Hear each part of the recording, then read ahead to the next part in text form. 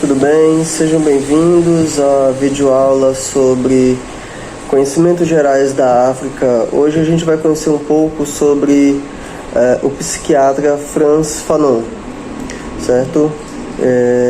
A equipe é composta por Alessandro, quem vos fala, Orleide, Iselsa, Nadilene e Pamela, certo?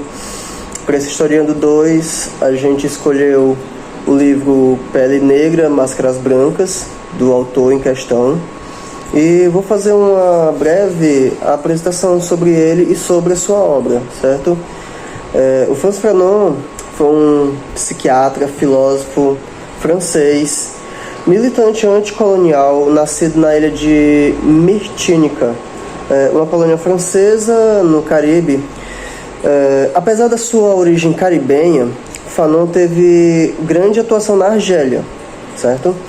Onde viveu, lutou e escreveu durante o processo de descolonização do país, suas experiências direto com o racismo e a opressão colonial marcou profundamente suas reflexões e suas obras, certo?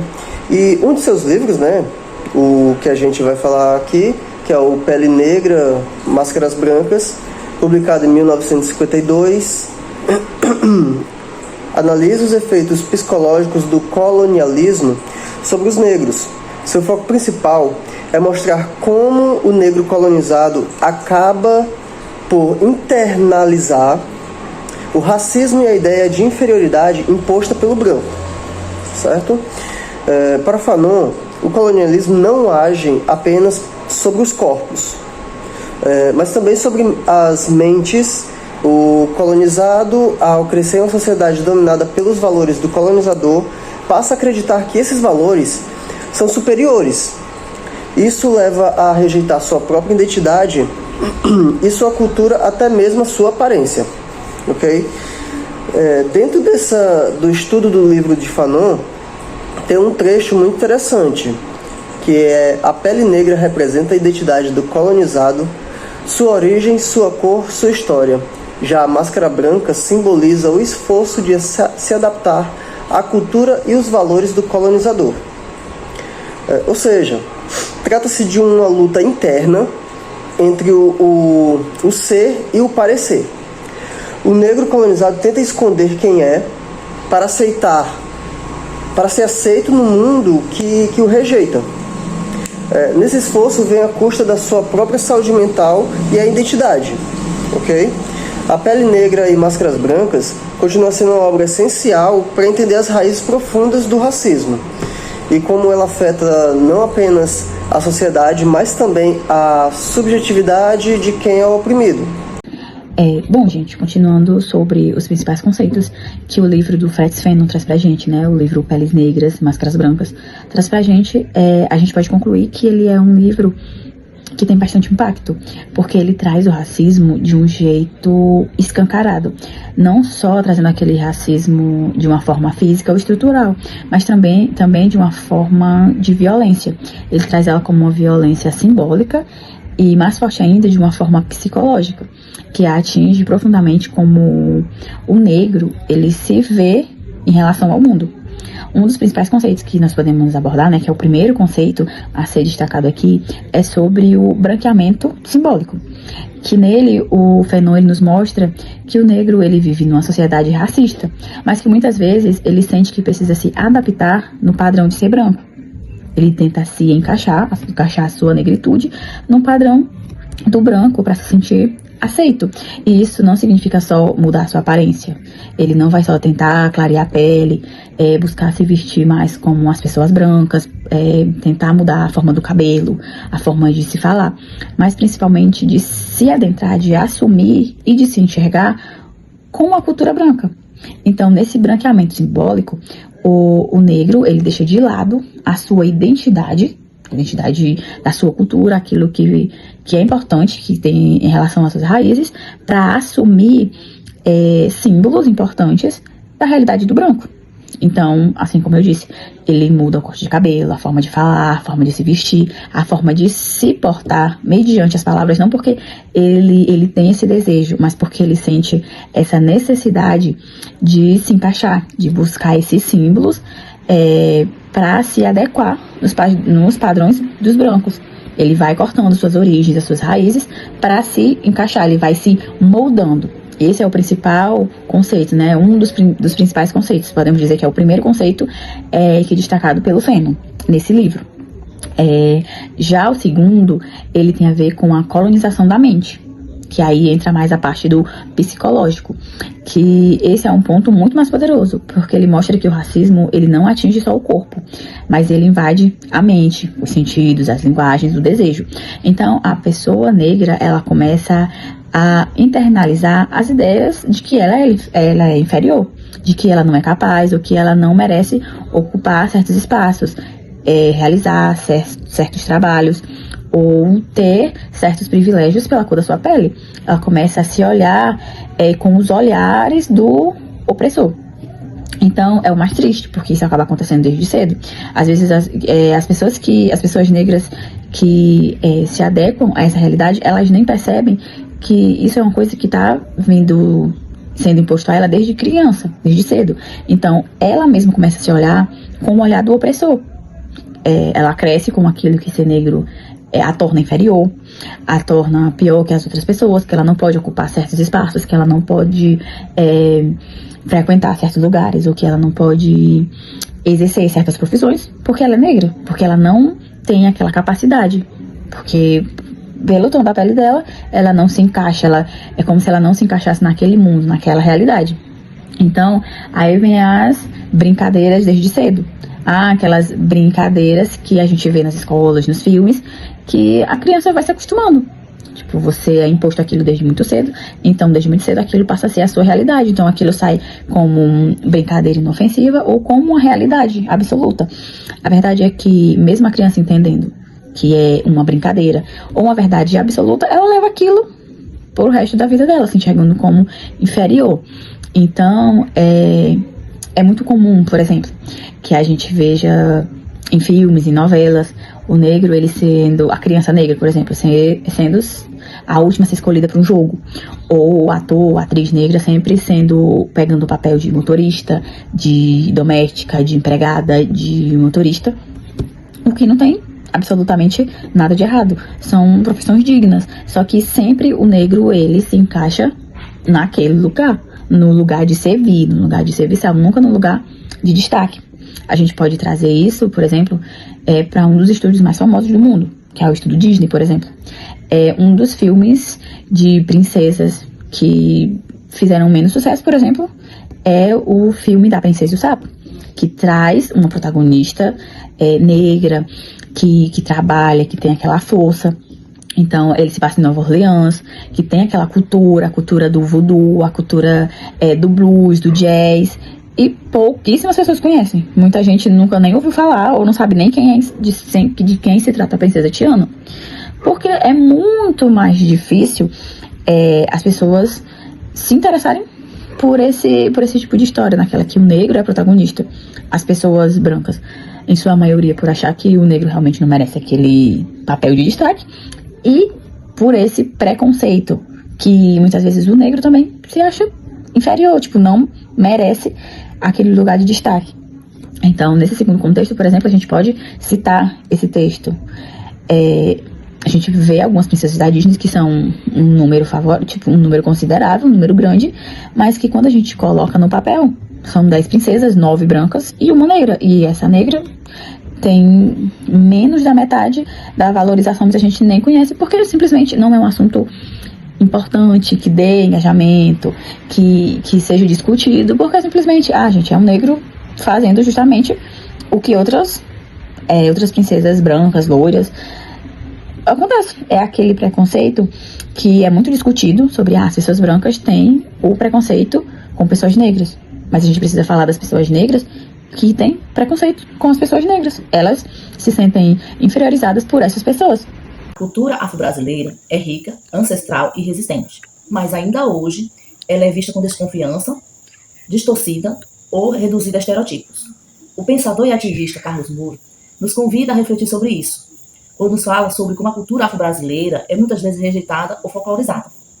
Que o que vemos no Brasil é um processo histórico de marginalização da cultura afrodescendente, que a cultura afro-brasileira é sim celebrada em certos momentos, mas quando convém, como no carnaval, nas danças, né, o samba, na culinária, a feijoada e o seu gingado, são aplaudidos. Mas é uma folclorização transformando a cultura negra em um espetáculo, mas negam sua profundidade, sua história.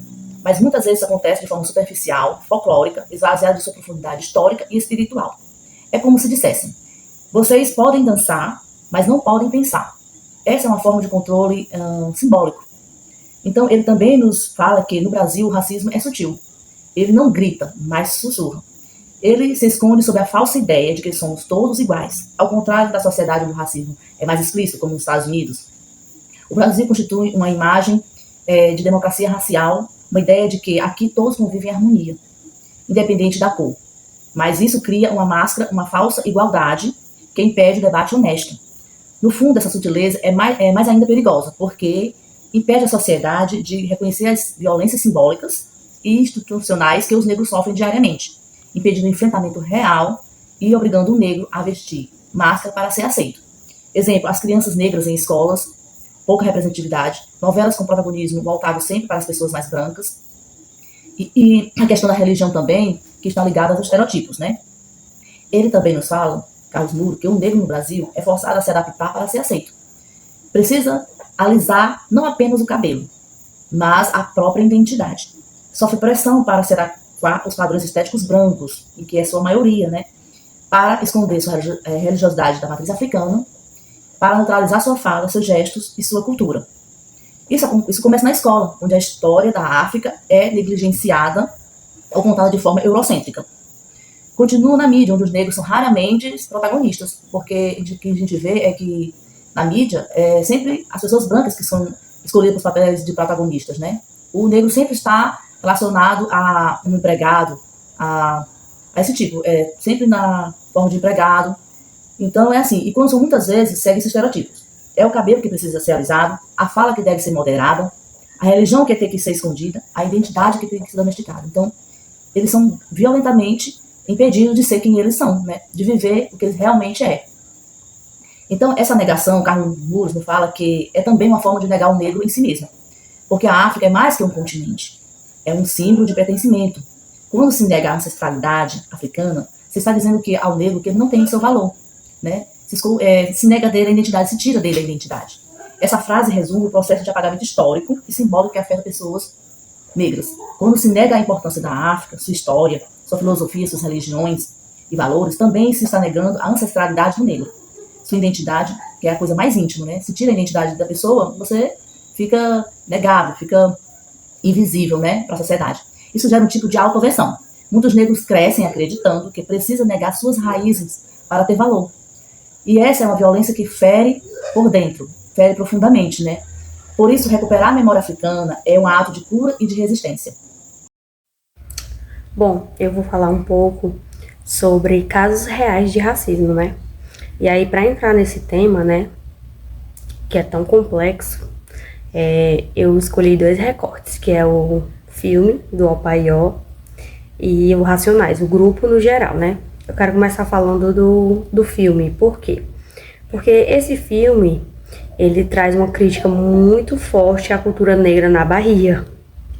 E assim, eu me identifico muito, porque eu estive na Bahia ano passado.